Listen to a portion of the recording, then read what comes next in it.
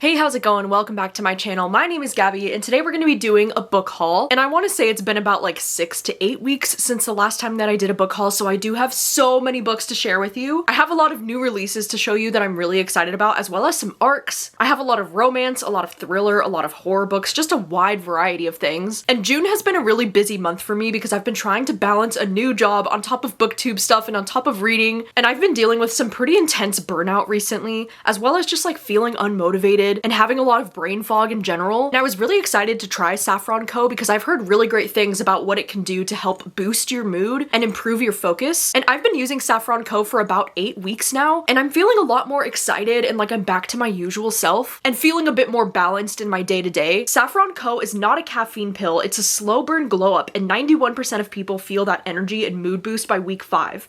It's a 3,000-year-old remedy that is backed by modern clinical trials, and it's a natural way to support your mood and energy without the crash or the jitters. I'm enjoying it a lot because it's helping me stay more focused during these like long editing sessions or when I'm reading for hours at a time, and it definitely helps me to maintain my energy levels throughout the day. I feel like brain fog is one of those things that like you don't even realize how much it's impacting your day-to-day life until you try something like this that makes you feel more focused again. So you can click the link down in the description and use my code GABBY15 to get an exclusive 15% off your order. And thank you so much to Saffron Co for sponsoring today's video, and now let's get into the books. Alright, so starting with some of the recent books that I've picked up from Book of the Month, I have a few. 2 of the books I've hauled from them I've actually just recently read, which is Phoebe Berman's Gonna Lose It and The Burning Side. I actually read both of these in a recent reading vlog that I just did, where I read some 5-star predictions, so I will have that link down below. Unfortunately, neither of these ended up being 5 stars for me, and I think I rated them both about 3 stars. This one is more of like a literary fiction about this family, and then Phoebe Berman's Gonna Lose It is a little bit more of like a rom-com kind of a vibe. They weren't exactly what I was hoping for, but I am glad that I finally read them. And then I also ended up picking up a copy of Main Characters, and this is one that I'm really intrigued by. I actually have never even heard of this book before. It was a Book of the Month selection, so that was pretty cool. And the reason why I'm excited for it is because she is a director apparently, and he is an actor, and I just love reading about characters in those kinds of jobs, so I think this could be the book for me. I have the audiobook on hold at my library right now, so I'm hoping to read this one pretty soon. And then next up, Penguin Random House ended up sending me a few different things. One of those things is June Baby by Shannon Garvey, and this is one that I've been really excited to read. Like, I'm really hoping that I can get to this one in June, but I've been in such a big reading slump in the month of June, so like I don't know if I'm gonna get to it this June. But this one says, in this moving debut novel set over the course of one transformative summer in the lush, beachy enclave of Block Island, a young woman reckons with loss, love, and the choices she must make to move forward. It sounds like we're following this character over a really transformative summer because it says she's now 27 years old and she's coming back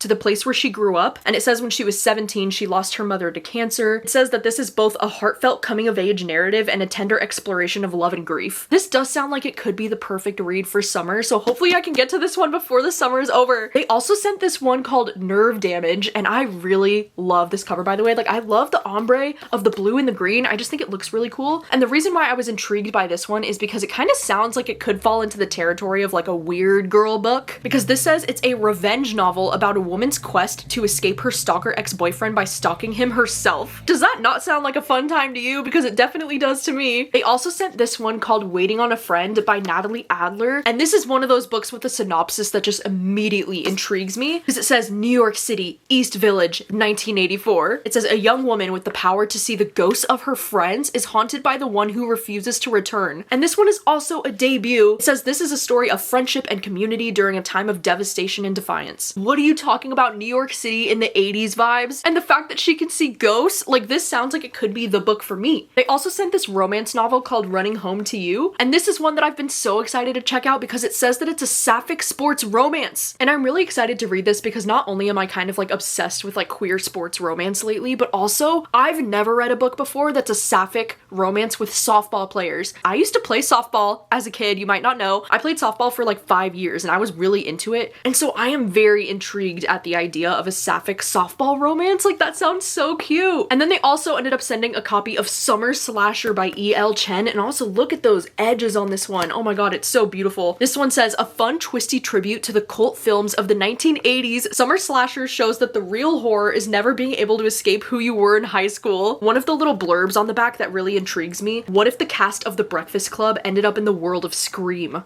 Oh my god, what a concept. I think I've decided that I'm gonna save this one for Summerween because this kind of feels like the perfect book for Summerween. I mean, it literally has summer right there in the title. So I'm definitely planning to read this one soon. Oh my god, I hope that it's good. I have such mixed feelings about slashers with books. Like sometimes I love them and sometimes I hate them. So I hope that this is one that I love. And then William Morrow ended up sending me a copy of The Lake Club. This one sounds like it's gonna be so juicy. Like this one kind of sounds to me like it's gonna be like the perfect summer read. I don't know why I feel that way, I just do. It says 2 women in a wealthy lakeside suburb clash over a cute male nanny and pull the town's darker secrets to the surface. It just sounds like it's gonna be one of those books that you could like read by the pool or something, and it's gonna be like small town gossip and like these 2 women fighting over this male nanny. Like it just sounds like it could be fun. I actually just got the audiobook checked out from my library for this one, so I think I'm gonna try to read this one very soon. And then next up, Bramble ended up sending me a copy of How to Find a Guy in 5 Weddings. This one sounds like it could be like the perfect rom-com type of setup. And from the synopsis, it sounds like she's trying to inherit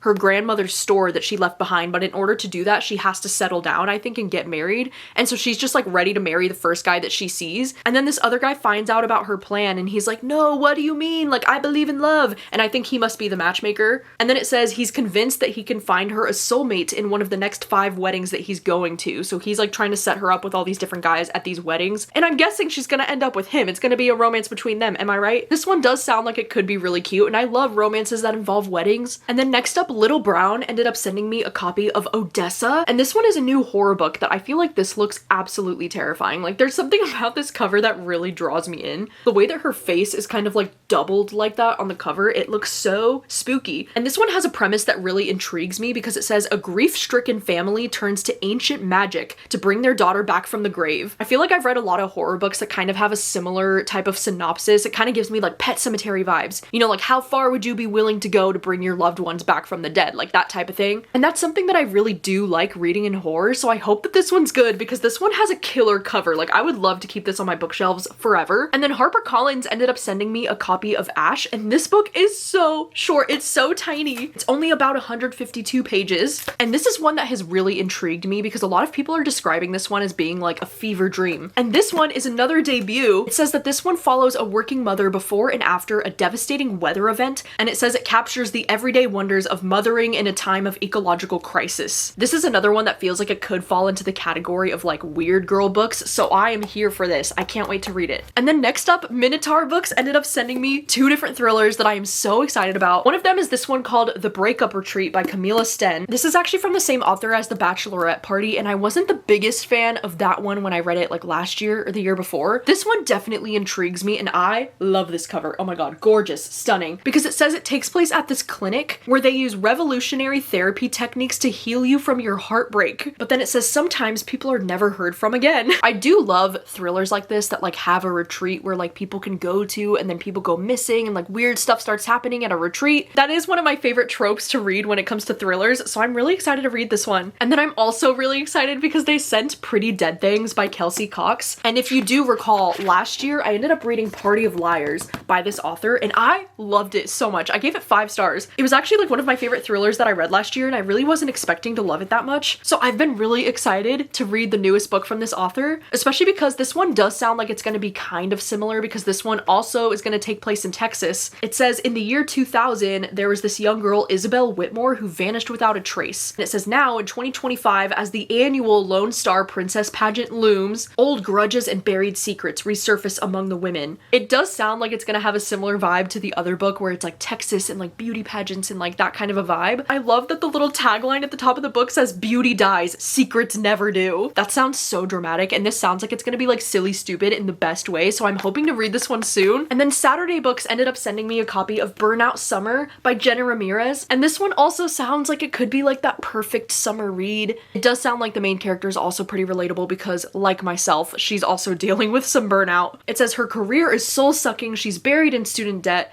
and she has a recent breakup that she's dealing with, and it says all of her spiraling lands her in jail for the night. But then it says it's Danny Brennan, the lovable burnout from their college clique, who bails her out. It says that Danny has taken over his uncle's restaurant and he's turned it into a hotspot. And it says they start to like spend the summer together, and I think they like catch feelings for each other, but then they have to decide like, is this just a summer thing, or like, is this gonna be for real? Gotta add this book to the list of like all the books that I'm hoping to get to this summer, because this really does sound like it's gonna have the perfect like beachy summer romance vibes. And then Atria Books ended up sending me so many things that I'm so excited to read. One of the ones they sent is this new thriller called One of the Family, and this one's gonna be publishing in the month of August. And this one's from the same author as The Wasp Trap, which that book didn't really work for me, but this one does have a premise that really intrigues me, because it's one of those thrillers where like there's this guy who's dating this rich girl and she's bringing him home to her family in Scotland. It says he has no idea that he is about to be plunged into a nightmare of a family, sinister behavior, and a plot to murder the patriarch's younger fiance. It just sounds like it's gonna be messy and like family drama, and like that usually does pull me in with a thriller, so I'm very curious to read this one. And then they also sent this one, Please Enjoy Your Stay. This one's coming out on October 13th, and this one says after a true crime podcast reopens her cousin's murder case, a woman must confront her past at a glamorous European castle turned hotel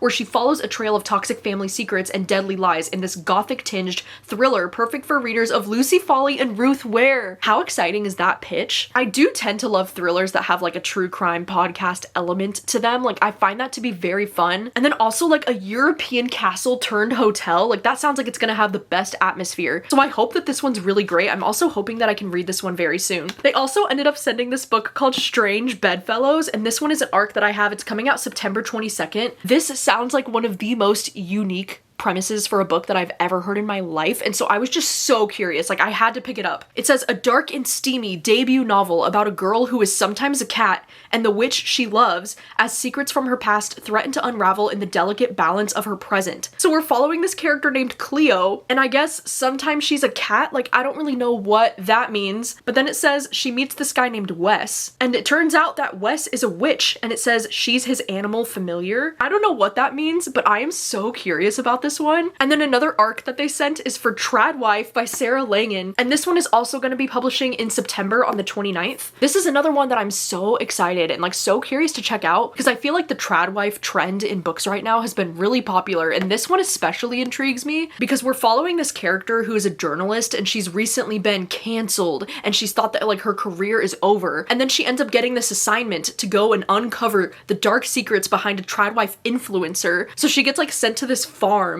where this influencer is living with all of her children, and it says that this one is blending suspense and the supernatural with a critique of modern femininity. It says there's something wrong at the farmhouse. She's losing time. She's losing her hair. She starts to worry that she's losing her mind. Oh my god, it just sounds like it's gonna be like the perfect read for me. And then Atria also did send me a few romance books, one of those being this one called Undone, and this one's gonna be publishing on October 27th, and this one is technically the final book in the Undone series, I'm pretty sure. And this one says that it's a second chance hockey romance between the team's anti-hero and the new assistant coach's daughter. And yeah, this one is a bit longer than I was expecting it to be. It's over 450 pages. That's wild. I haven't had a chance to read the other books in this series yet, but I think I do own all of them now. But I keep wanting to grab these books because I am such a sucker for these covers. Like, is this not the most beautiful thing you've ever seen? I just think all of the books in this series have the most gorgeous covers. And I'm also just really drawn into like the hockey romances these days. They also ended up sending me these other hockey romance books by Chelsea Curto. This one's called Face Off, and this is the first book in the series, and then we also have Power Play.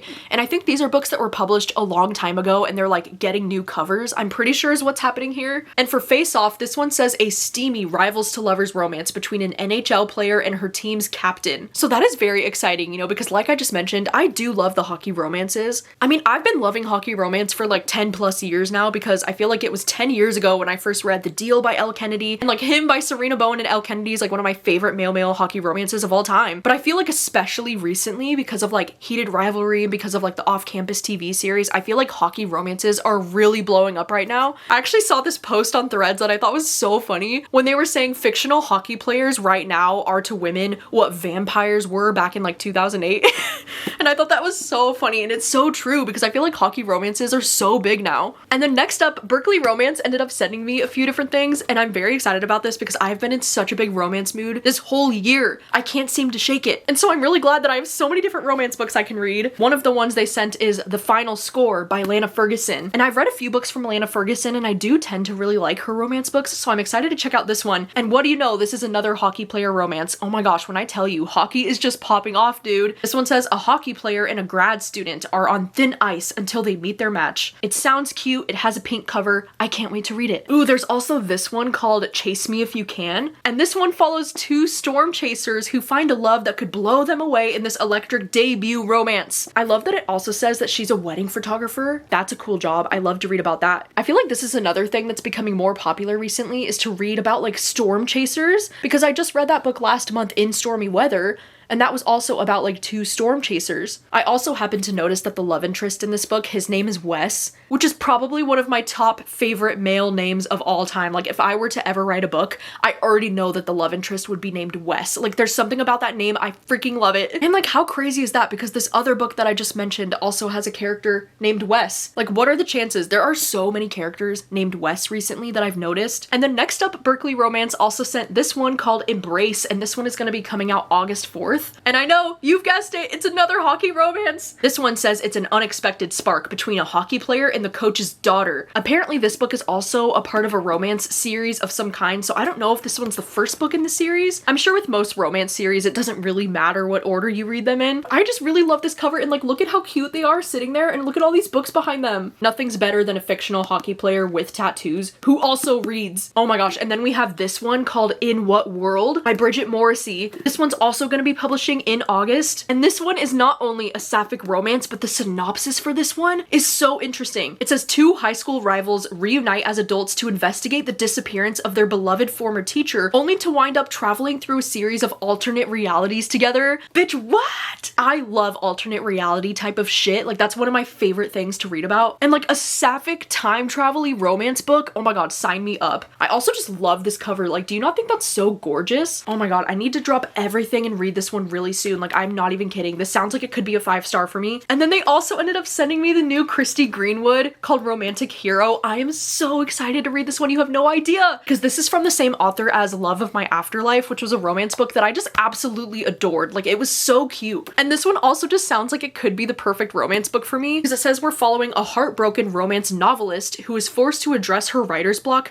when the villainous cowboy character from her books shows up in the real world, desperately in need of his own happily ever after. I've been loving this trend too in books recently, where it seems like we have this trend where there's an author character and then one of their book characters like comes to life. I feel like I've been reading that a lot recently in books, and I love that. I think it's so fun. It's so creative. And even though I'm not the biggest cowboy romance girl myself, I'm still very excited to read this one because I love the idea of like a cowboy villainous character coming to life and like existing in our world. I think that's very fun. And next up, Nightfire ended up sending me two different books. One of them is this one called A Plagued Sea, and this one says it's from a visionary Korean author who unleashes a Lovecraftian nightmare of infection, transformation, and abomination. I wasn't sure if this one was going to be more like fantasy horror, but I wanted to give it a shot anyway because it's so short. It's literally 98 pages, and it looks like it could be really creepy, and I love having any kind of like horror novellas like this on hand for like readathons, or like if I'm in a reading slump, I really need something small to like push me through it, you know? And then the other book they sent is this one called Lethal Kiss, and when I tell you, this is like one of my most anticipated books of the fall, because this one's gonna be coming out in October, and I am so excited that I have my hands on this book. Like, you have no idea. The reason why I'm so excited for this one is because it is both a horror book and a romance book, and if you know me, that is just exactly my taste these days. Like, I love horror romance books. My #1 favorite book of last year was Don't Let the Forest In, because it had the perfect balance of horror and romance. And I think the main reason why I'm so excited for this one too is because it's sapphic, okay? We have this woman named Marcella, and it says that she's hired at Preston University, and she intends to lay low and feed discreetly because she's a monster, but she's careful. And it says then a professor is found murdered, and it isn't her doing. And then we're following this assistant professor named Lacey. It says the deeper into the mystery they dig, the more Marcella is drawn to Lacey's immovable bravery and quiet intelligence. And it says the closer they grow, the more Lacey is compelled by Marcella's vicious nature. So this just sounds like it's gonna have everything, because it has like the mystery element, it has like the dark academia vibe, and the sapphic romance. So yeah, this one's a 5-star prediction for me and I cannot wait to read it. And then Tor also ended up sending me a few different things. One of the ones I'm most excited about is Sublimation by Isabel J. Kim. This is one that's actually publishing in the month of June, and this one involves doppelgangers, which is what made me like stop in my tracks and I was like, wait a damn minute. It says doppelgangers, corporate intrigue, heartbreak, betrayal, and the harsh permanence of the border. Sublimation is a thrilling and provocative debut for fans of Severance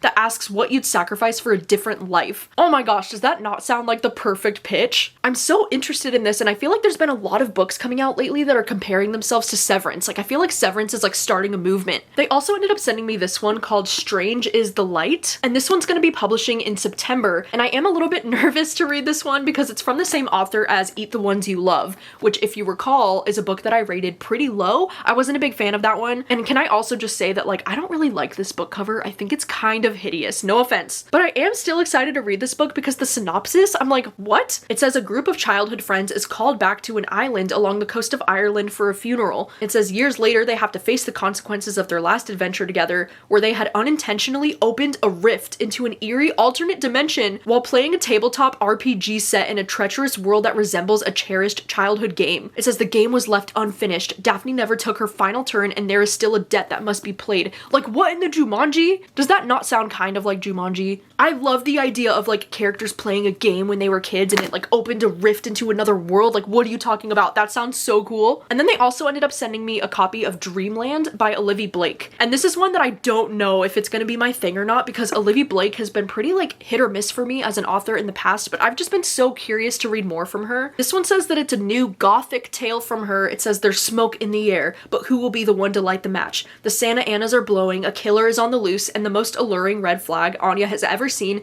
may be the key to her bright future in Hollywood or her death. It says, let the devil seduce you. I really don't know what this is about, to be honest, and I don't know if it's gonna be my thing, but I thought I would give it a shot anyway. And then I also thought I would share with you some of the books that I've grabbed from my bookstore, because if you haven't heard, I just recently got a new job working in a bookstore. I will have my 100K Q&A video linked down below if you missed hearing me talk about that. But one of the biggest perks of like working in the bookstore is that now I have access to this ARC shelf that exists in the bookstore, because a lot of times bookstores will get a bunch of ARCs sent to the bookstores that booksellers can take home with them to read early, and booksellers can submit early reviews to like Indie Next and like different things like that. And so I have recently taken a few different ARCs from that bookshelf. That's how I was able to read Girls Girl and The Dorians, because I was able to snag these books from the ARC shelf at my bookstore, which is very cool. And then I also recently grabbed a copy of Helpless by Jessica Knoll, as well as Rules for the Summer by Megan Quinn, because Helpless is one of my most anticipated thrillers of this year. This one's actually coming out in July, and this is from the same author as Bright Young Women, which is like one of my favorite books that I've ever read. So I've been so curious to read more from Jessica Knoll, and I've just been so curious about this book in general. I am a little bit nervous though to read this one because the ratings for this one have been pretty significantly low on Goodreads so far, but I am hoping to read this one soon and I really hope that I love it. And then I also saw an ARC on the shelf for Rules for the Summer by Megan Quinn, and after how much I just loved Till Summer Do Us Part, like that might be one of my top favorite romances that I've read so far this year, I knew that I had to pick up the new book from this author. And this one is so long, by the way. Oh my god, it's like over 550 pages. What the heck, Megan Quinn? But this one also looks like it's gonna be like the perfect summer romance. I mean, come on. I just really love the way that this author writes the banter and like the romance between the characters, so I'm hoping that I love this one just as much. And then lastly, some of the books that I've bought recently, I ended up placing an order on Pango for female fantasy because I was reading this book from the library on my Kindle, and I was loving this book so much when I was reading it that when I was only at the halfway point, I like paused so that I could go and order a used copy off of Pango. It's also really cool because the one that I got off of Pango is a signed copy. So like, how fun is that? I ended up going back in and like doing all of my annotations in this book because I loved this. And I think if you're a fangirl and like you spend a lot of your life fangirling, I think you would really connect with this main character. And then off of Pango, I also ended up getting a copy of Family Don't End with Blood. This one's actually a nonfiction book about Supernatural, which I just finished watching Supernatural for the first time at the end of May, and like, no, I'm never getting over it ever. And my friend Brittany let me know that there is actually a nonfiction book about Supernatural, so of course I had to snatch it up. And I have already read this, so you'll hear me talk about it more in my June wrap up. But this was really awesome because you're hearing from a lot of the cast and the actors, and you also hear from a lot of fans about how like Supernatural has like changed their lives. It was a really touching and really beautiful read, and the final chapter in this book is like an essay from Jared Padalecki, who plays Sam on Supernatural, and like, oh my god, it was gut-wrenching and it was beautiful to like hear from him and like how much the show has like changed his life. And I just really enjoyed this, and I think if you're a really big fan of Supernatural, you would probably really enjoy enjoy this as well. And then lastly, I ended up getting a copy of Yesteryear.